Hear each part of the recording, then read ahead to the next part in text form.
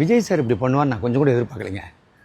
அதுவும் தமிழ்நாட்டில் இப்படி நடக்குமா அப்படின்றது கனவுல கூட எதிர்பார்க்கல. நான் இல்லை, மக்களும் எதிர்பார்க்கவே இல்லை. சார் பதவி ஏற்ற நாளில் இருந்த அவர் சொல்கிற வார்த்தை ஆட்சியிலையும் பங்கு அதிகாரத்துலையும் பங்குன்னு சொன்னார். இன்னொன்று, இன்றைக்கி நியூஸை எல்லாரையுமே பார்க்க வச்சுட்டாரு.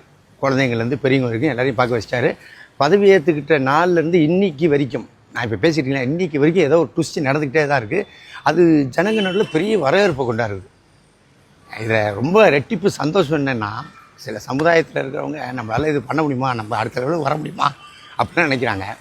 ஆனால் நீங்களும் வர முடியும் அப்படின்ற நிரூபித்ததை நம்ம தமிழ்நாடு சிஎம் மரியாதைக்குரிய விஜய் சார் தான். எதை பற்றி சொல்கிறேன் தெரியுங்களா?